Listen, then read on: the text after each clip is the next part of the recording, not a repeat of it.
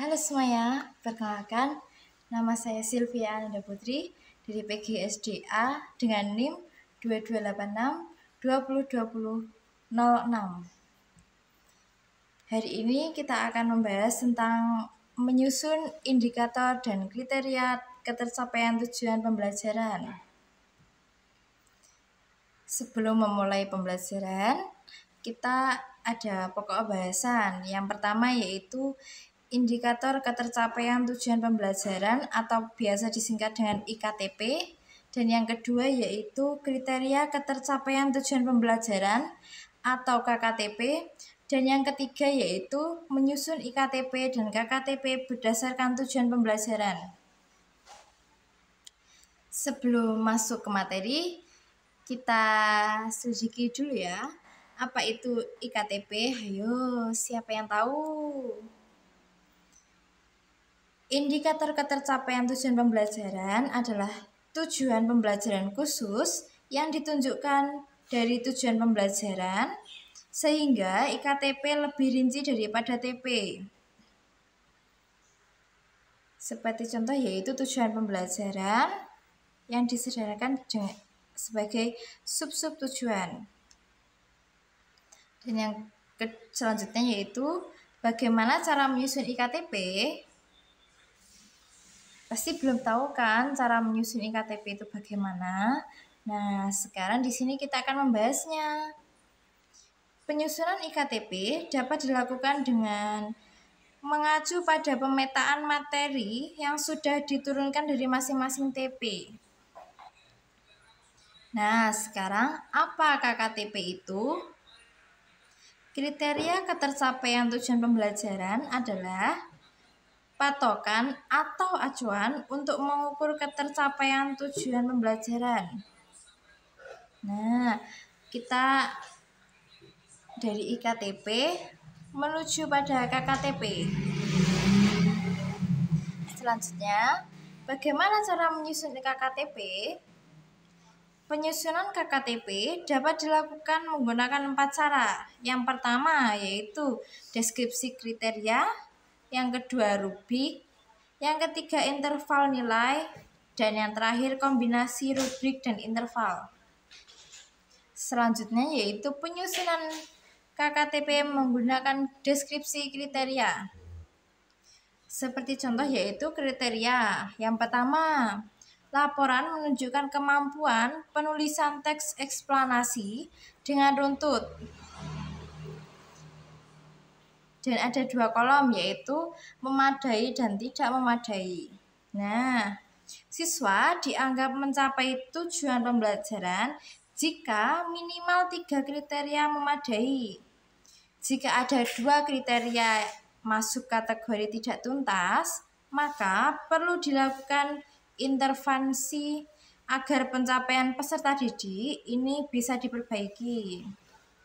Selanjutnya yaitu contoh penyusunan KKTP menggunakan rubrik. Siswa dianggap sudah mencapai tujuan pembelajaran jika kedua kriteria di atas mencapai minimal tahap cakap atau cukup. Nah, contohnya pada aspek isi laporan yang baru berkembang yaitu belum mampu menulis teks eksplanasi, hasil pengamatan, dan pengalaman belum jelas tertuang dalam tulisan. Nah, ide dan informasi dalam laporan tercampur dan hubungan antara paragraf tidak berhubungan. Yang layak yaitu mampu menulis teks eksplanasi, hasil pengamatan, dan pengalaman secara jelas. Laporan menunjukkan hubungan yang jelas di sebagian paragraf. Yang cakap yaitu mampu menulis teks eksplanasi, hasil pengamatan, dan pengalaman secara jelas. Laporan menjelaskan hubungan kausalitas yang logis disertai dengan argumen yang logis, sehingga dapat meyakinkan pembaca atau audiens. Dan selanjutnya yang mahir yaitu mampu menulis teks eksplanasi, hasil pengamatan, dan pengalaman secara jelas. Laporan menjelaskan hubungan kausalitas yang logis disertai dengan argumen yang logis sehingga dapat meyakinkan pembaca serta ada fakta-fakta pendukung yang relevan. Selanjutnya yaitu contoh pada aspek penulisan atau tanda baca dan huruf kapital.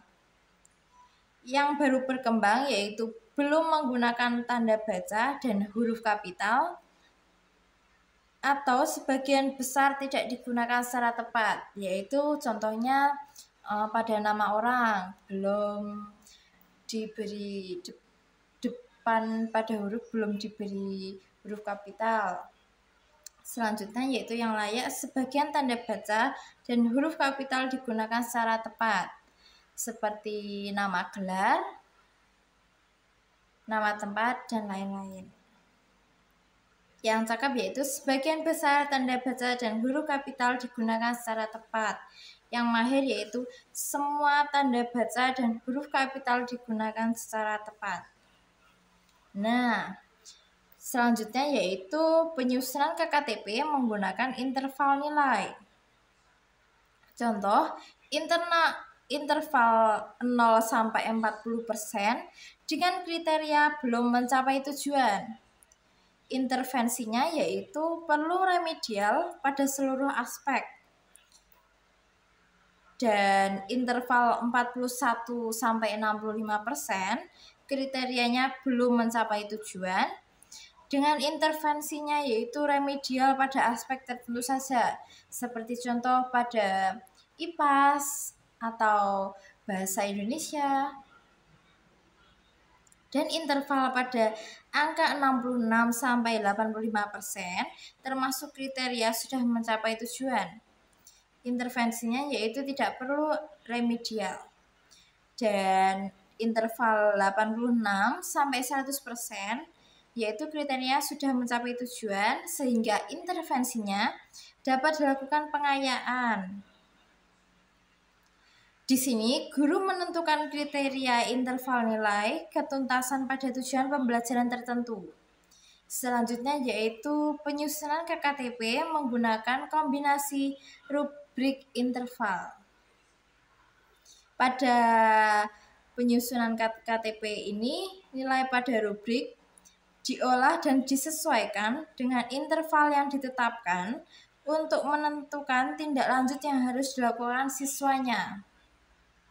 Seperti contoh kriteria ketuntasan yaitu yang pertama, menunjukkan kemampuan penulisan teks eksplanasi dengan runtut.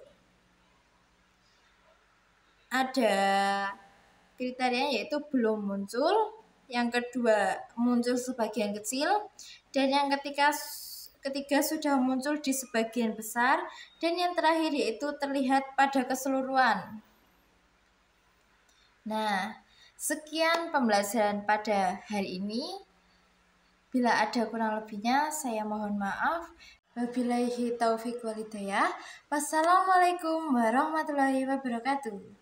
Dadah semuanya.